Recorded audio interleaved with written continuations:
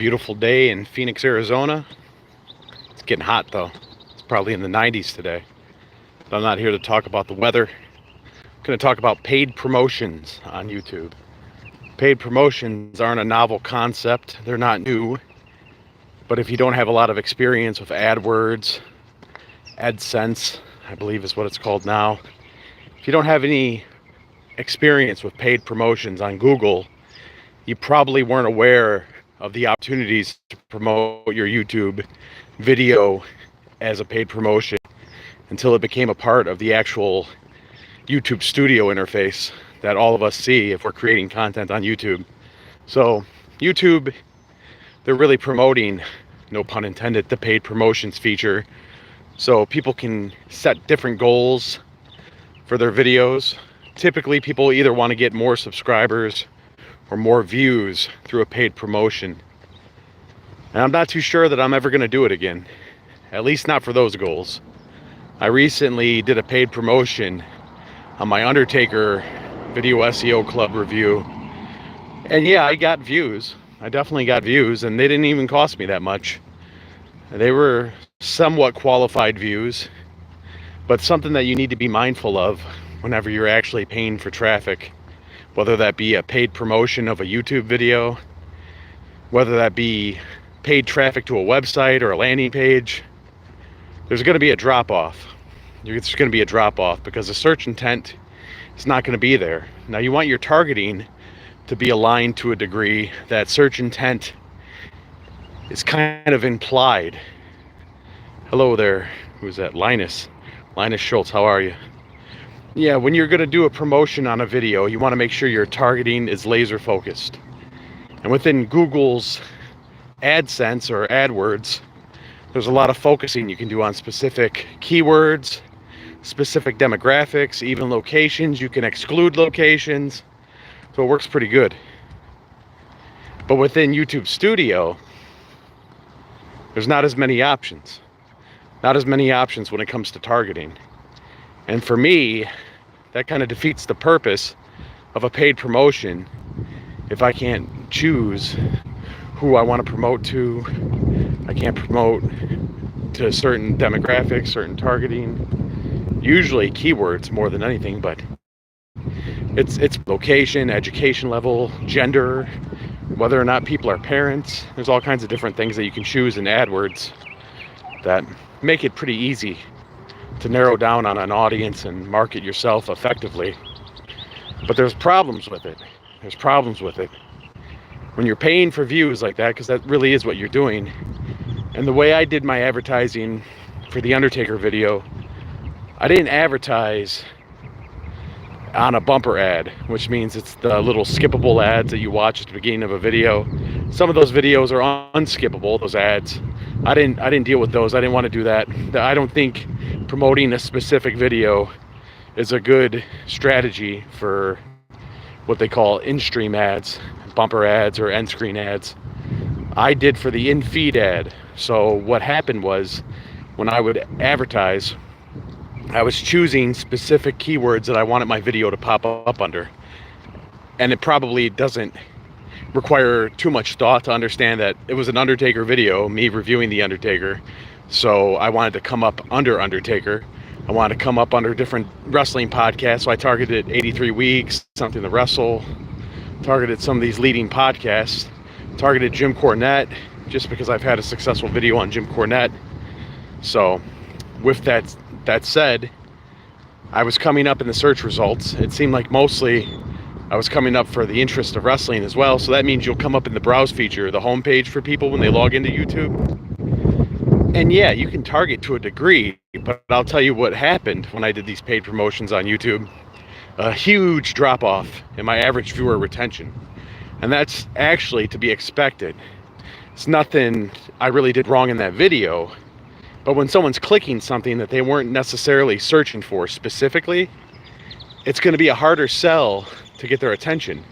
That's why advertising has changed so much over the last 10 years, even the last 5 years. It's difficult to get people's attention, especially on a platform like YouTube, because there's so many other options. I mean, everybody is vying for attention on YouTube, right? So when you're paying for attention, which is what a paid promotion is, and people didn't show up by their own volition to be there and find and digest your content, it can become difficult to maintain that attention. But it was worth a try, because what's going on right now with the Undertaker video is I've noticed I'm not getting as many impressions as I did on, say, the Jim Cornette video. It's just not popping off hard, you know? It's not popping off that hard. And for me, having succeeded in many different ventures on YouTube, I don't have the patience that I had when I first started. And that's a me problem. You really have to have patience. And this channel that you're watching me on right now, Video SEO Club, it's only 1,400 subscribers. I mean, that's a drop in the bucket compared to a lot of the other channels that I work on. I'm not saying that to flex, but we have to put things into perspective. So if a video is not popping off hard on a small channel like mine, sometimes you just got to bide your time and wait it out. And some of the mistakes that I noticed that I made on that actual video were not a great thumbnail. There's too many words on the original thumbnail that I used. I simplified that and brought it down to just 2 words, just a simple phrase, which is all you really need on a thumbnail. I kind of overthought the process. I was hyped up. It was WrestleMania weekend, and then, you know, The Undertaker ended up coming out on WrestleMania. So you would think that that would be a good thing for my video, and it probably was to a degree, but it probably also hurt my video to a degree, because everybody wanted to see the clips of The Undertaker coming out and choke slamming The Rock, right? So that kind of worked against it. But YouTube is a long game. It's not a short game. No pun intended, because shorts can really grow your channel quick. But when it comes to long form, it's a short game. It's a long game, sorry. You gotta be in it for the long game. So you gotta think long-term strategy when you're building these videos. And for me, I got sick a couple of weeks ago. If you regularly digest my content, you probably know that I got sick, and it knocked me out for like a week and a half. I was also traveling to Austin. I'll be doing some business travel again this week, so next week. My capacity to create new videos is going to be limited. So what I'm going to do this weekend is I'm going to focus on building out my website, because that's actually the whole point of doing anything on YouTube. And I'll never probably do a paid promotion again unless I'm promoting something related to that website, something that can be readily monetizable. When you're promoting a video that you just want a lot of people to watch, which was the case with my Undertaker video, I grew impatient, so I promoted it because I wanted more eyes. Yeah, I got about 250 views for $10. All real human views from the United States, verifiable by Google, because they're the ones sending me the traffic. When you do that, it was a bad idea for me. It was a bad idea for that specific reason. But if it was a video that could qualify people to make a purchase on my website, then that's worth advertising. That makes sense, because you're going to recoup some of those advertising losses, the finances that you got to put into advertising, the investment, and also you actually have something that's more defined, a goal. When you're just trying to get people to watch your video, there's not a really clear defined goal there. But if you're paying for a promotion that's maybe about a service or product you offer, you're promoting a video that specifically outlines and qualifies people based on that, it's a lot easier to convert. You might not get a lot of views, you might not get a lot of subscribers, but that's really not the game I play on YouTube. And if you want this to be your full-time job, it's a vanity thing to have a lot of subscribers. It's a vanity thing to have a lot of views. But in terms of conversion, you're not going to make all your money off of YouTube revenue share. Through the partnership program, you're not going to make the money there. You make some money. I mean, if you're Mr. Beast, yeah, you're taking home a good check, right? But if you're me, some of the clients I represent, we make the money off-site offers. We promote the offers by giving value in the content. It's not spam, it's not a commercial. Provide value, and then you have something to offer. Have something to offer off-site. That's the way successful people really monetize their YouTubes. Even Mr. Beast, man, I mean, he's not depending just on YouTube commercial revenue. This guy's selling candy bars. I heard he's going to get a TV show on regular television, so they probably see that he has juice on YouTube, so they want that to translate to terrestrial TV or cable television, because it's dying. It's a dying medium. Everyone knows that. Anyone who watches the wrestling videos know how I feel about cable and television in general. It's different. It's not how we consume content anymore.